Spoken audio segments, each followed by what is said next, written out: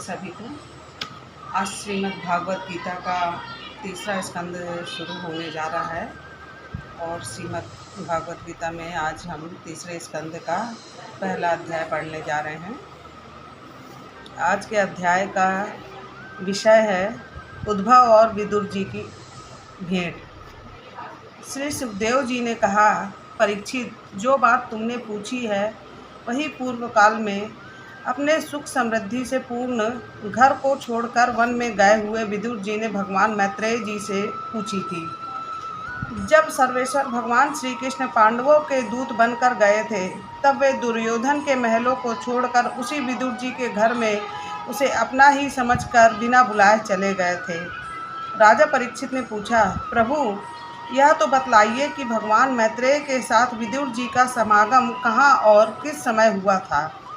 पवित्र आत्मा विदुर जी ने महात्मा मैत्रेय जी से कोई साधारण प्रश्न नहीं किया होगा, क्योंकि उसे तो मैत्रेय जी जैसे साधु शिरोमणि ने अभिनंदन पूर्वक उत्तर देकर महिमान्वित किया था।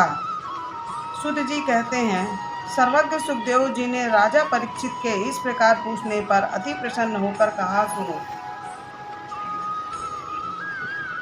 श्री सुखदेव जी कहने लगे, परीक्षित, यह उन दिनों की बात है जब अंधे राजा धृतराष्ट्र ने अन्यायपूर्वक अपने दुष्ट पुत्रों का पालन पोषण करते हुए अपने छोटे भाई पांडु के साथ के अनाथ बालकों को लाक्षा भवन में भेजकर आग लगवा दी थी।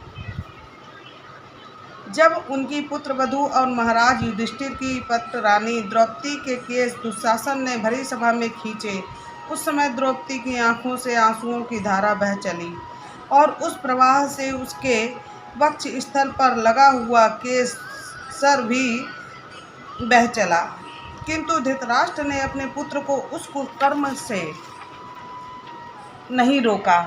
दुर्योधन ने सत्यपरायण और भोले भाले युधिष्ठिर का राज्य जुए में अन्याय से जीत लिया और उन्हें वन में निकाल दिया। किंतु वन के लौटने पर प्रतिज्ञा अनुसार जब उन्होंने अपना न्यायोचित पैतृक भाग मांगा, तब वे मोहवश उन्होंने उन अजात शत्रु युधिष्ठिर को उनका हिस्सा नहीं दिया। महाराज युधिष्ठिर के भेजने पर जब जगत गुरु भगवान श्री कृष्ण ने कौरवों की सभा में हित से भरे सुमधुम वचन कहे, जो भीष्मादि सज्जनों को अमृत से लगे, पर कुरुराज ने उनके कथन को भी कुछ कदर नहीं दिया। देते कैसे, उनके तो सारे पुण्य नष्ट हो चुके थे। फिर जब सलाह के लिए विदुर जी को बुलाया गया, तब मंत्रियों में श्रेष्ठ विदुर जी ने राजभवन में जाकर बड़े भाई धृतराष्ट्र के पूछने पर उन्हें वह सम्मति दी जिसे नीति शास्त्र के जानने वाले पुरुष विदुर नीति कहते हैं। उन्होंने कहा, महाराज, आप अजात शत्रु महात्मा युधिष्ठिर को उनका हिस्सा दे दीजिए। वे आपके ना सहने योग्य अपराध को भी सह रहे हैं। भीम रूप काले नाग से तो आप भी बहुत डरते हैं।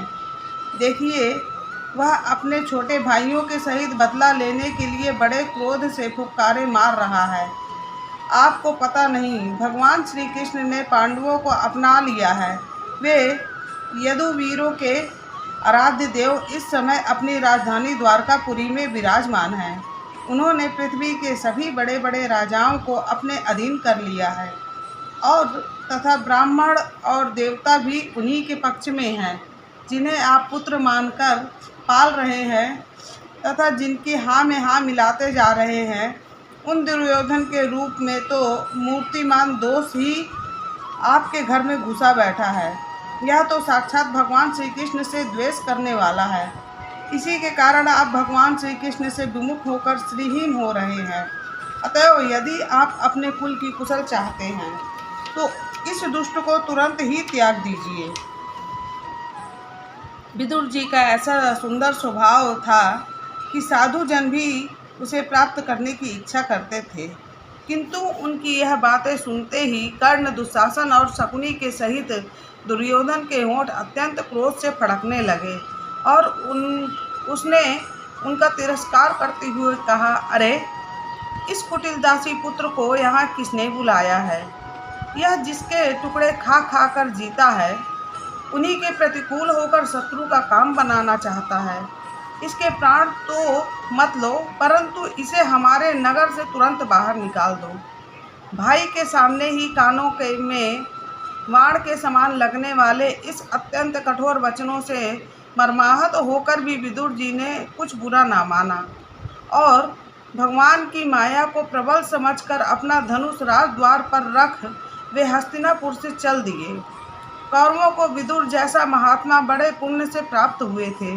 वे हस्तिनापुर से चलकर पुण्य करने की इच्छा से भूमंडल में तीर्थपात भगवान के क्षेत्रों में विचरने लगे, जहाँ श्री हरि, ब्रह्मा, रुद्र, अनंत आदि अनेकों मूर्तियों के रूप में विराजमान हैं। जहाँ भगवान की प्रतिमाओं से सुशोभित तीर्थ स्थान, नगर, पवित्र वन, पर्वत, निकुंज और निर्मल जल से भरे हुए नदी सरोवर थे। उन सभी स्थानों में वे अकेले ही विचरते रहे। वे अवधूत वेश में स्वच्छतापूर्वक पृथ्वी पर विचरते थे, जिससे आत्मीय जन उन्हें पहचान न सके। वे शरीर को सजाते न थे, पवित्र और साधारण भोजन करते, शुद्ध वृत्ति से जीवन निर्वाहन करते, प्रत्येक तीर्थ में स्नान करते, जमीन पर सोते और भगवान को प्रसन्न करने वाले व्रतों का पालन करते रहते। ऐसे विदुर जी थे। इस प्रकार भारतवर्ष में ही विचरते विचरते जब तक वे प्रभास क्षेत्र में पहुँचे, तब तक भगवान श्री कृष्ण की सहायता से महाराज युधिष्ठिर पृथ्वी पर एक छत्र अखंड राज्य करने लगे। वहाँ उन्होंने अपने कौरव बंधुओं के विनाश का समाचार सुना, जो आपस की कलह का कारण परस्पर लड़ भिड़कर उसी प्रकार नष्ट हो गए थे, जैसे अपने ही रगड़ से उत्पन्न हुई आग से बांसों का सारा जंगल जलकर खाक हो जाता है। यह सुनकर वे शोक करते हुए चुपचाप सरस्वती के तीर पर आए। वहाँ उन्होंने त्रित, उष्णा, मनु, पृथु, अग्नि, असित, वायु, सुदास, गौ, गुह और श्राद्ध देव के नामों से पृथ्वी से प्रसिद्ध 11 तीर्थों का सेवन किया। इनके सिवा पृथ्वी में ब्राह्मण और देवताओं के स्थापित किए हुए जो भगवान विष्णु के और अनेक मंदिरों थे, जिनके शिखरों पर भगवान के प्रधान आयुध चक्र के चिन्ह थे और जिनके दर्शन मात्र से श्री कृष्ण का स्मरण हो आता था, उनका भी सेवन किया। वहाँ से चलकर वे धन धान्य पूर्ण सौराष्ट्र, सौवीर, मत्स्य और कुरुजांगल आदि देशों में होते हुए जब कुछ दिनों में यमुना तट पर पहुँचे, तब वहाँ उन्होंने परम भागवत उद्धव जी का दर्शन किया। वे भगवान श्री कृष्ण के प्रख्यात सेवक और अत्यंत शांत स्वभाव के थे। वे पहले बृहस्पति जी के शिष्य रह चुके थे। विदुर जी ने उन्हें देखकर प्रेम से गाढ़ आलिंगन कर लिया और उनसे अपने आराध्य भगवान श्री कृष्ण और उनके आश्रित अपने स्वजनों का कुशल समाचार पूछा। विदुर जी कहने लगे, उद्धव जी, पुराण पुरुष बलराम जी और श्री कृष्ण ने अपने ही नाभि कमल से उत्पन्न हुए ब्रह्मा जी की प्रार्थना से इस जगत में अवतार लिया है। वे पृथ्वी का भार उतार कर सबको आनंद देते हुए जब श्री वासुदेव जी के घर कुशल से रह रहे थे हैं ना प्रीवर, मतलब पूछ रहे हैं कि वासुदेव जी के घर में वो कुशल से तो रह रहे हैं ना प्रीवर।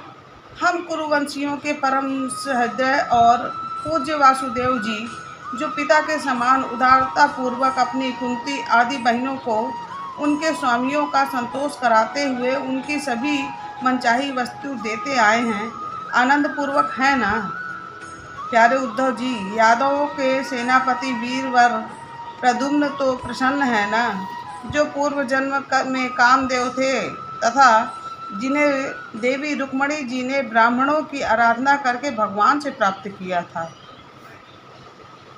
यादवों के सेनापति थे प्रद्युम्न जी।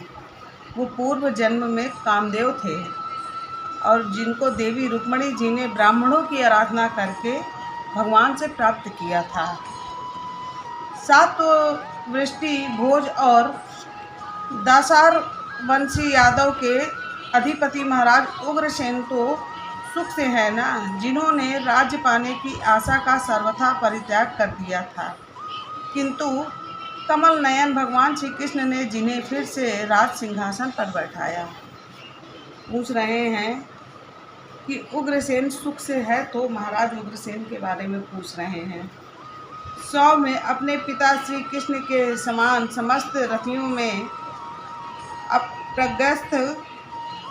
अप्रगण श्री कृष्ण तनय सांब सकुशल से तो है ना। ये पहले पार्वती जी के द्वारा गर्भ में धारण किए हुए स्वामी कार्तिक हैं। अनेकों व्रत करके जाम्बवती ने इन्हें जन्म दिया था, जिन्होंने अर्जुन से रहस्य युक्त धनुर्विद्या की शिक्षा पाई है। वे सात्यकी और कुशलता पूर्वक है ना। वे भगवान श्री कृष्ण की सेवा से अनायास ही भगवत जनों की उन महान स्थिति पर पहुंच गए हैं जो बड़े बड़े योगियों को भी दुर्लभ हैं। भगवान के शरणागत निर्मल भक्त बुद्धिवान अक्रूर जी भी प्रसन्न है ना, जो श्री कृष्ण के चरण चिन्हों से अंकित वज्र के मार्ग में रज में प्रेम से अधीर होकर लौटने लगे थे। भोजवंशी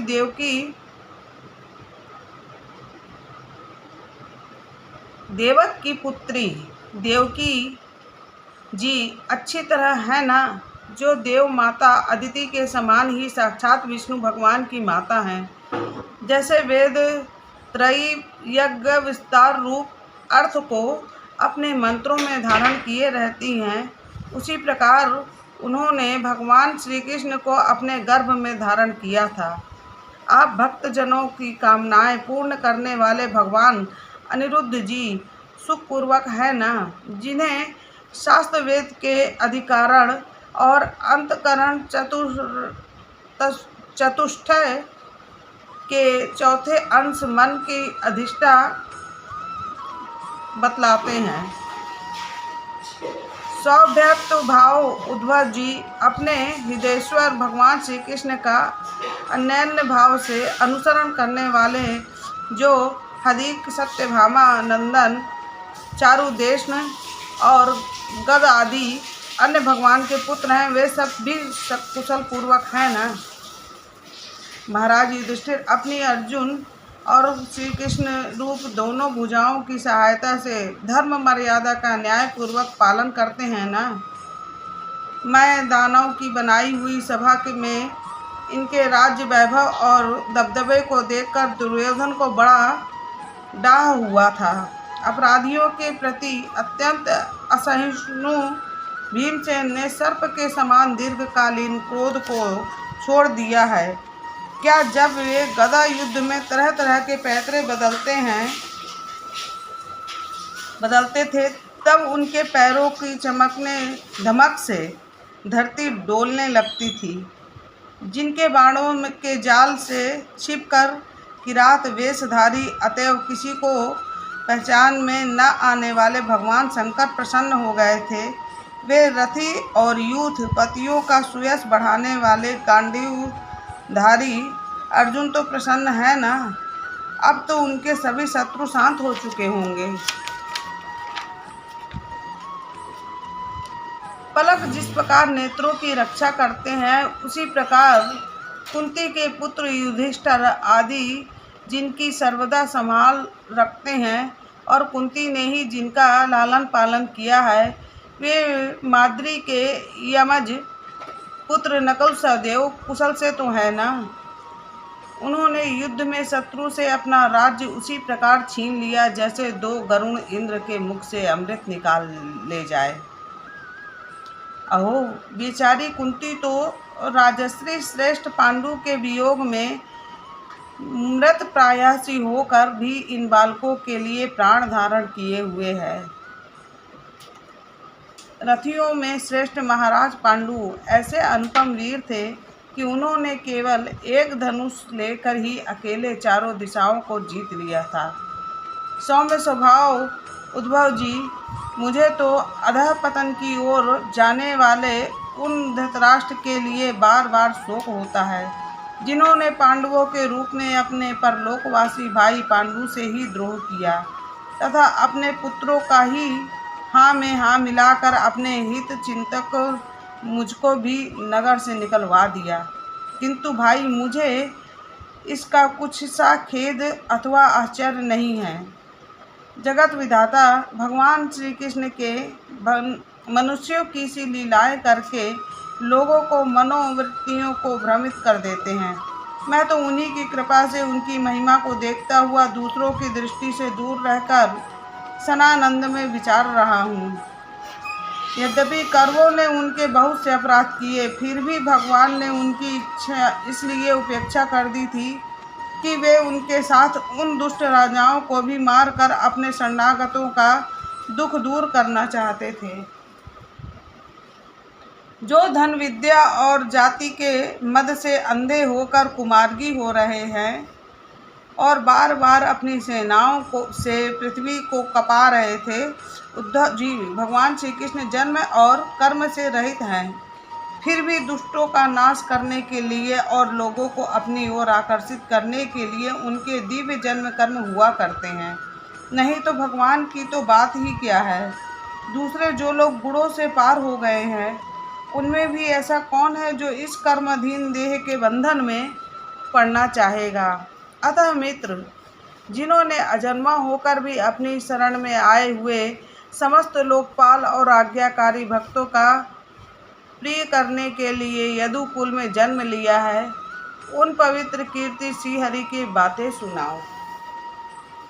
आज का ये तीसरे स्कंद का पहला अध्याय समाप्त हुआ और हर रोज़ मैं आपको एक वीडियो दे रही हूँ, हर अध्याय का पूरा वर्णन कर रही हूँ। तो सभी को राधे राधे, जय श्री कृष्णा। आप चैनल को सब्सक्राइब कर लीजिए ताकि आपको नोटिफिकेशन मिल सके। राधे राधे।